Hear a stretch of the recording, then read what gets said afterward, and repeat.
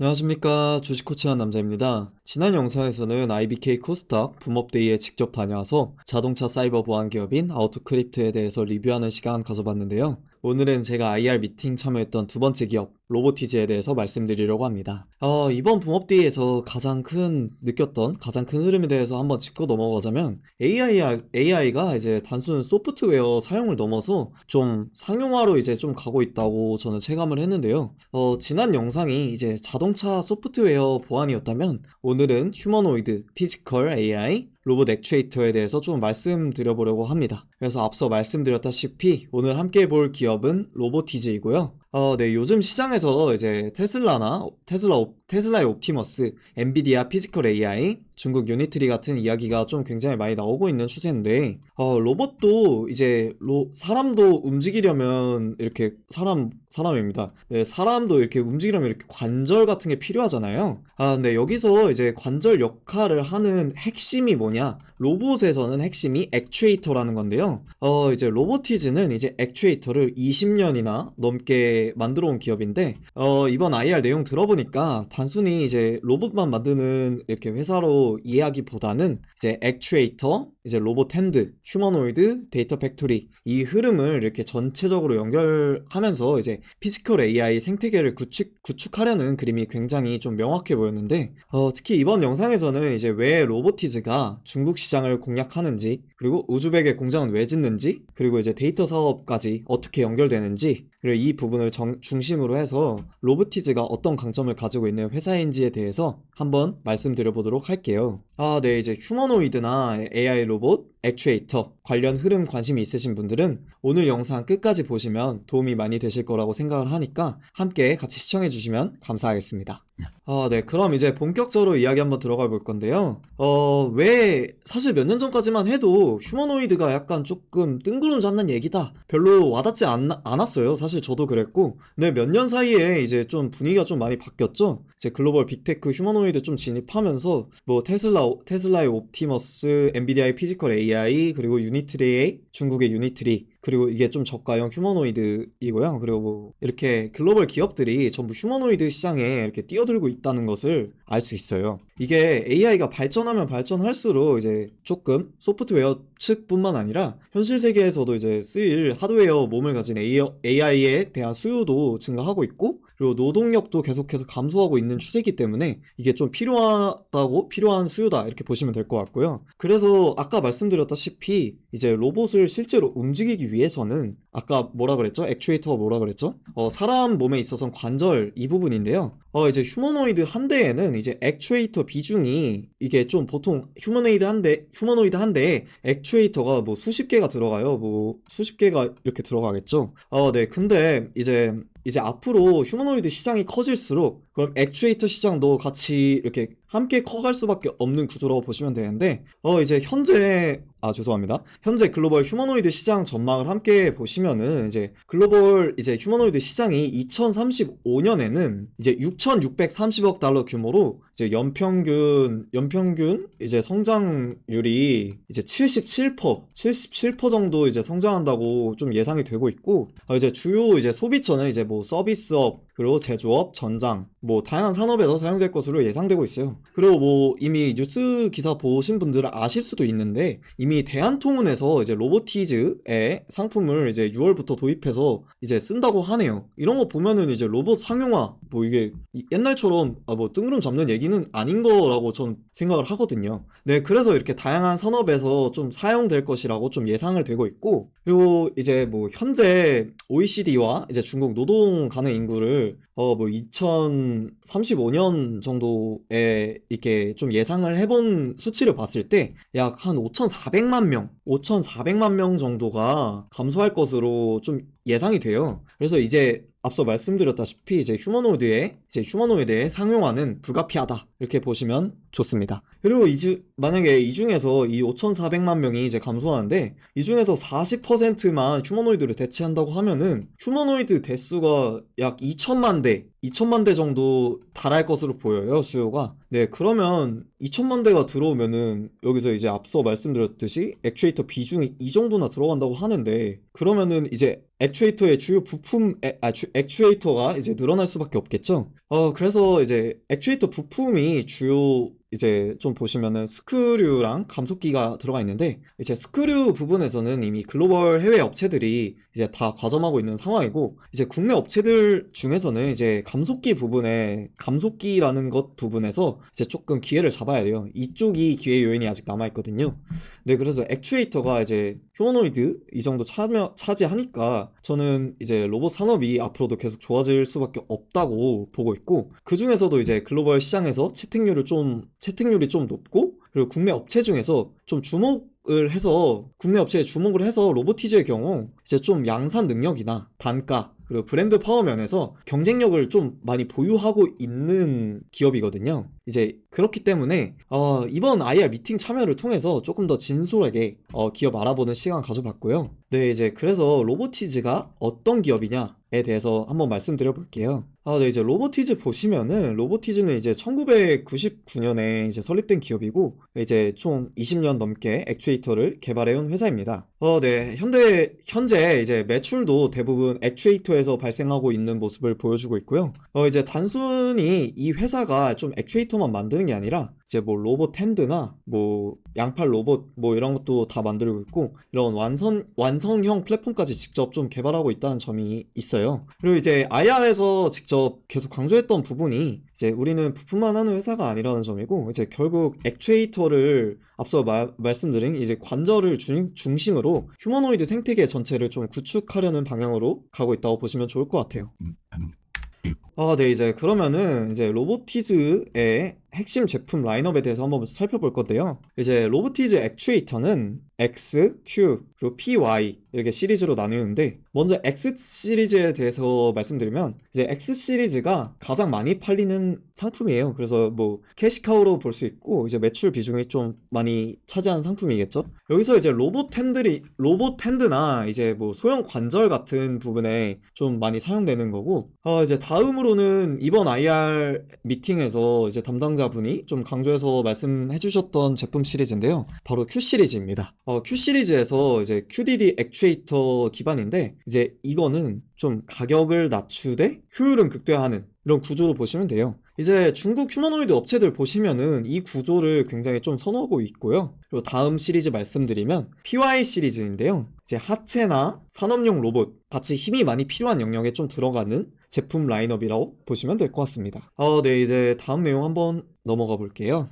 네, 그래서 앞서 말씀드렸다시피 중국 시장이 왜 중요하냐, 왜 중국이 왜 신경 써야 되냐. 이번 IR 미팅에서 개인적으로 좀 유의 깊게 들었던 좀 내용인데요. 이제 뭐 중국 관련 얘기가 이게 사실 우리가 신경을 안 쓸 수 없거든요. 근데 오늘 시장만 보셔도 이제 뭐 미국이랑 중국 조금 정상회담이 좀 잘 됐잖아요. 그러면서 이제 저희 국내 태양광 업체들은 진짜 좀 타격을 많이 입었어요. 왜냐면 중국이 저가 공세가 세고 중국이랑 한다고 하면은 저희 나라에서 좀 경쟁력을 잃기 때문에 이게 조금 중요한 얘기예요, 중국이. 네, 그래서 이제 앞서 보시면은 이제 보통 우리가 이렇게 앞서 말씀드렸다시피 중국 기업을 좀 경쟁자라고 많이 생각을 해요. 이제 중국 기업에서 이미 로봇 쪽에서도 많이 좀 잘 나가잖아요. 뭐 로봇으로 이제 뭐 마라톤까지 하는 거 보면은 일단 마라톤에서 이렇게 뛸 수 있는 것 자체가 필드에서 굉장히 좀 굉장한 것을 보고 있거든요. 그래서 이렇게 비약적인 발전을 하는 중국인데 이게 명실상부한 이제 글로벌 1순위이지 않을까, 1순위 국가이지 않을까 이렇게 싶어요. 이제 1순위 국가이지 않을까 싶은데 이제 로보티즈는 오히려 중국 시장이 조금 큰 시장으로 보고 있기도 하고 이미 경쟁력을 갖춘 업체이기 때문에 뭐 중국에 밀리지 않을 거다 이렇게 저는 좀 생각을 하고 있어요. 중국 업체 내에서도 중국 업체들에 비해서도 이제 살아남을 수 있는 기업이다 이렇게 생각을 하고요.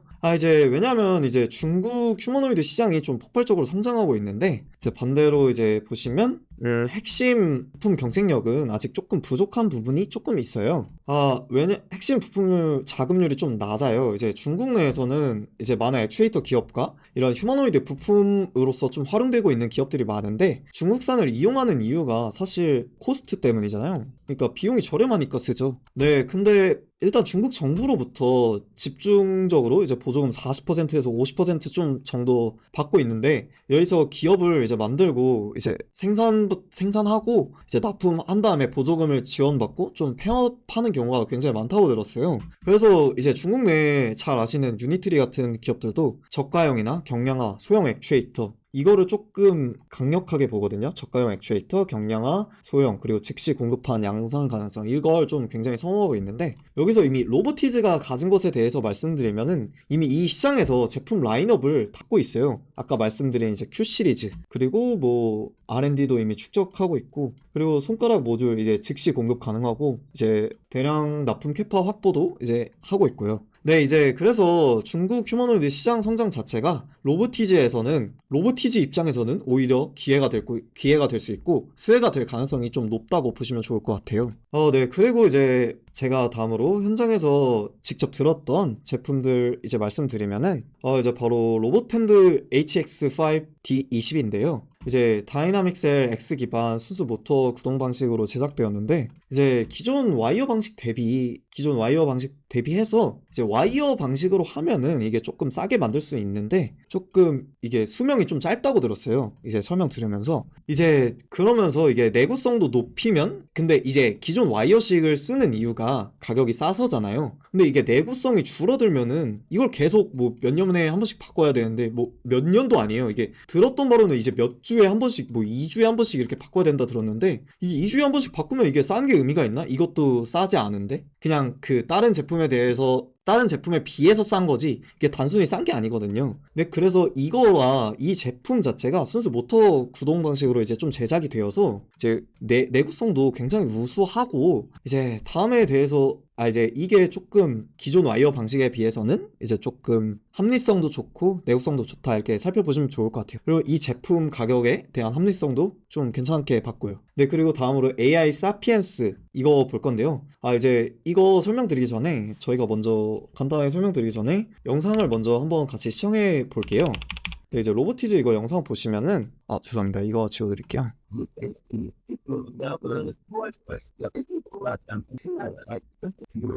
네, 다들 영상 잘 보셨을 거라 하는데 이제 여기서 저희가 봐야 할 게 이게 단순히 이것만 보시면은 뭐 휴머노이드 잘 만드는 회사네? 이렇게 생각할 수 있잖아요. 네, 근데 여기서 이제 보시면은 이제 저희가 볼 핵심은 로보티즈는 이제 휴머노이드를 만드는 회사라고만 보기보다는 완성품 판매는 아닌 이런 액추에이터 영업을 하기 위한 레퍼런스를 보여주는 거거든요. 이제 영상 보셨다시피 액추에이터에 대한 성능이 잘 돌아가는 거 보셨죠? 뭐 이렇게 다리도 들고 하는데 그리고 이제 레퍼런스도 확보하고 있고 그리고 데이터 수집도 하면서 이제 핵심이 이거다 이렇게 보시면 돼요. 완성품이 핵심이 아니에요. 로보티즈가 추구하는 방향은. 그래서 이제 조금 우리가 이 정도 기술력을 가지고 있다 이걸 보여주는 의미가 좀 강하다고 좀 보시면 좋을 것 같습니다. 네, 그리고 다음 내용 넘어가 보시면은 이제 저는 개인적으로 여기가 로보티즈의 가장 강력한 포인트라고 좀 봤는데요. 이제 바로 말씀드리면 오픈소스 전략입니다. 보통 글로벌 로봇 기업들 보시면은 폐쇄적으로 좀 움직이는 경우가 많아요. 뭐 예를 들어서 테슬라 같은 경우 보면은 자기네 공장이나 데이터 쌓는 거에 대해서 굉장히 치중돼 있거든요. 그래서 데이터나 노하우를 공유하지 않는 경우가 보통 많아요. 이게 비공개하는 경우도 많고 그러다 보니까 생태계 확산이 조금 제한적이라는 점이 조금 단점이라 볼 수 있겠죠. 근데 로보티즈는 보시면 이제 오픈소스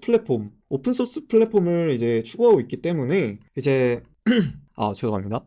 이제 로보티즈는 이제 제어 코드나 개발 환경 그리고 소프트웨어 이걸 상당 부분 좀 공개하고 있는데 그래서 이제 로보티즈 액추에이터 직접 구매하시면은 웬만한 소스 코드 다 공개되어 있기도 하고 제어 코드까지 다 오픈 소스로 공개되어 있어서 액추에이터 하나만 사셔도 이제 손쉽게 로봇을 구성하고 이제 동작까지 할 수 있다는 여건이 좀 마련돼 있어요. 그래서 이렇게 오픈 소스로 이제 공개를 하게 되면은 생태계 자체가 커질 수밖에 없겠죠. 이제 이 전략이 저는 좀 이렇게 보는 게, 처음에 이렇게 편의성을 제공하는 거잖아요. 이렇게 가이드라인을 이렇게 주니까. 그래서 이게 좀 편의성을 먼저 제공하고 나중에는 로보티즈 플랫폼에 좀 익숙하게 만드는 전략으로 조금 생각을 하고 있어요. 그래서 이게 저는 좀 비슷하다고 생각한 게, 엔비디아의 쿠다 전략과 좀 비슷한 느낌이라고 좀 생각을 했는데, 이제 로보티즈가 앞으로 휴머노이드 액추에이터 시장을 다 먹기 위해서 이런 전략을 쓰는 것이 아닐까 싶고요. 그리고 이게 시장을 다 먹을 수 있는 발판이 이미 마련되어 있다고 이렇게 보시면 좀 좋을 것 같아요. 네, 그리고 다음 죄송합니다. 우즈베키스탄 생산기지에 대해서 말씀드릴 건데요. 이제 좀 이게 왜 중요하냐. 앞서 말씀드렸다시피 이제 휴머노이드 시장은 결국에는 가격 경쟁력이 제일 중요하거든요. 그래서 중국에서 왜 로봇이 잘 나갈까 생각을 해보면 보조금 지원도 있겠지만 인력이 엄청 싸거든요. 이제 중국 업체들과 이제 좀 경쟁을 하려면 원가를 맞춰야 되는데, 로보티즈는 그래서 우즈베키스탄을 핵심 생산기지로 선택을 했는데요. 이제 우즈벡만큼 이제 우즈벡 정부에서 좀 적극적인 곳이 없다고 하셨어요. 일단 좀 파격적인 세제 혜택부터 뭐 그런 인센티브 등 다양하게 지원해 주기도 하고, 그리고 뭐 이제 정부 적극 지원 이렇게 하고, 이제 자동차 산업 기반 GM 등이나 이런 공장들도 여기서 가동을 했고, 이제 인건비가 가장 저렴하다는 게 가장 큰 강점이라 볼 수 있어요. 지금 이제 한국 인건비 보면은 1인당 GDP가 거의 36,000불이 넘고, 중국도 이제 13,000불이 좀 넘는 상황인데, 우즈벡은 이제 거의 한 달에 뭐 3,000불 수준이라서 주 6일 일하는 영어까지 가능한 인력들이 한 달에 40만원 수준이라, 비교해서 보시면 한국의 10분의 1 수준으로 운영이 가능하다, 이렇게 보시면 될 것 같아요. 그래서 이제 한국에서 100명으로 쌀 수 있는 거 보면은, 100명으로 이제 100명 돌린다고 생각을 하면 여기서는 이제 1000명으로 돌릴 수 있는 거죠. 그럼 엄청난 경쟁력이겠죠? 이제 생산뿐만 아니라 이런 데이터 수집 이런 것까지 1000명으로 하는 게 더 효율적이잖아요. 그래서 로보티즈에서도 이제 내후년까지 좀 더 많은 인력 채용을 한다고 해요. 그래서 인원이 많은 만큼 이제 단순한 생산뿐만 아니라 데이터 수집, AI 학습까지 동시에 연결되는 구조라고 보시면 좋을 것 같고요. 이런 측면에서 원가 절감은 확실하게 좀 가져갈 수 있다, 이렇게 보시면 좋을 것 같습니다. 네, 그리고 이제 다음 이제 좀 핵심적인 내용인데요. 이제 바로 데이터인데, 휴머노이드 시장에서 가장 부족한 게 뭐냐라고 하시면 행동 데이터가 가장 부족합니다. 이제 LLM은 이제 뭐 인터넷 데이터로 학습이 충분히 가능하지만, 휴머노이드 같은 경우에는 이제 걷기도 하고 뭐 물건도 들고 움직이는 이런 현실 데이터를, 이제 행동 데이터를 계속 학습을 해야 돼요. 그래서 로보티즈 같은 경우에는 뭐 리더암이나 AI 워커, 그리고 데이터 팩토리, 이걸 좀 연결을 하고 있는데, 이제 사람이 움직이면서 로봇이 그대로 따라하면서 데이터를 좀 축적하고 있는 구조라고 보시면 돼요. 그리고 이 데이터를 조금 기업에 이제 판매하거나 조금 고객사 맞춤형으로 제공하려는 그림까지 설명을 제가 들었고, 이제 좀 정리해서 보시면 데이터 플랫폼 기업으로도 조금 확정을 하려고 하고 있다, 이렇게 보시면 좋을 것 같아요. 네, 그리고 다음 내용 보시면은 2025년에는 이제 매출액이 389억 원, 영업이익은 33억 원 하면서 이제 흑자 전환을 이룬 기업이고요. 이제 특히 로보티즈 같은 경우에는 로봇용 액추에이터를 통해서 25% 이상 영업이익을 가져간 거거든요. 이제 사실 이게 글로벌 휴머노이드 섹터를 통틀어도 조금 보기 드문 수준의 수익성이라고 볼 수 있는데, 이게 다른 기업들이 로봇 기술 자체에 집중을 많이 하거든요. 근데 로보티즈는 이제 로봇의 핵심 부품인 액추에이터 시장 선점을 먼저 하면서 수익화 역량을 좀 집중해 오면서 조금 이런 2025년 기준으로 조금 이렇게 R&D 투자를 많이 하면서도 연간 흑자 전환에 성공했다는 점이 조금 큰 강점으로 볼 수 있다고 저는 생각을 하고요. 그리고 생산 캐파 보시면은 이제 2026년에는 50만 대, 그리고 2029년에는 330만 대까지 목표를 하고 있다고 해요. 그래서 이제 휴머노이드 시장 확대를 전제로 공격적으로 조금 증설을 하고 있다고 보시면 좋을 것 같아요. 이렇게 많이 증설을 하게 된다면은 이제 매출 수익이나 이제 영업이익도 많이 좋아지겠죠. 네, 그래서 이제 또 다음으로 리스크도 분명 존재할 텐데요. 리스크에 대해서 말씀드리면 밸류에이션 좀 부담이 있다는 것 같아요. 이제 좀 현재 시장 기대감이 조금 굉장히 높은 상황이라서 이제 휴머노이드 시장 자체가 아직 조금 초기 단계인 성격이 없지 않아 있어서 이제 조금 실제 양산까지는 시간이 조금 필요할 수 있지만 지금 글로벌 업체들도 그렇고 뭐 현대차도 그렇고 뭐 다양한 기업들에서 많이 하고 있기 때문에 이 부분에 대해서는 큰 리스크 요인은 안 될 거라고 저는 생각을 하고요. 이제 다음은 이제 뭐 공급망 리스크인데 이제 공급망 히토류나 뭐 이런 모터 수급 이런 부분은 항상 뭐 저희가 히토류 같은 경우에는 중국에서 좀 많이 나오는 경우가 있어서 이게 조금 뭐 중국 간의 관계가 좀 안 좋아진다거나 중국 수출 규제가 조금 강화되고 이런 게 진행된다면 조금은 리스크가 될 수 있겠죠. 근데 뭐 중국과 이런 관계에 대해서는 조금 지금 뭐 안 좋다 이렇진 않으니까요. 네. 그리고 뭐 중국 부품사들도 이제 이런 저가에 따라올 수 있겠죠. 중국이 워낙 이런 걸 잘하니까. 근데 이 부분에 대해서는 뭐 우즈벡이 아까 GDP 자체가 인력이 싸게 써먹을 수 있다는 구조 자체가 조금 저는 이게 로보티즈에서 진짜 잘한 일 중 하나가 아닐까 이렇게 생각을 해서 이 부분도 딱히 이렇게 크게 많이 걱정은 안 되는 것 같아요. 네, 이제 그래서 마지막으로 조금 정리 드리기 전에 오늘이죠. 오늘 LG전자 보시면은 LG전자가 진짜 주가가 되게 이렇게 가만히 이렇게 가다가 오늘 LG는 뭐 상한가 거의 부근까지 갔었고 뭐 LG전자 같은 경우에도 굉장히 지금 최근에 이렇게 굉장히 많이 올랐거든요. 왜 이거 보시면 LG도 로봇 쪽에서 오른 거거든요. 근데 LG도 이제 로보티즈랑 이제 글로벌적인 역할을 하고 있어요. 이게 뭐라고 말씀드려야 되냐면 전략적인 좀 협업 관계를 유지하고 있는데요. 이제 뭐 2017년에 LG전자가 유중 참여하면서 2대 주주로 지금 휴머노이드 동맹을 갖고 있다고 보시면 되는데 25년 6월에는 이제 휴머노이드 분야 공동연구 이제 사업화를 조금 공시하면서 LG전자와도 이제 관계가 매우 돈독하다 이렇게 보시면 좋을 것 같아요. 이 측면에서 그러면 좀 로보티즈가 받을 수 있는 수혜가 저는 아직까지 많이 남아있다고 생각을 하거든요. 네, 그래서 조금 이렇게 좀 보시면 될 것 같고 이제 마무리 말씀드리면은 이제 로보티즈가 투자 포인트 이제 마무리로 정리해드리면 이제 중국 시장을 받을 수 있을 것이다. 그리고 우즈벡 양산 기지는 이제 원가 절감하면서 조금 큰 강점으로 가져갈 수 있고 이런 데이터 팩토리로 이어져서 현실 행동 데이터 파이프라인을 좀 자산화할 수 있다.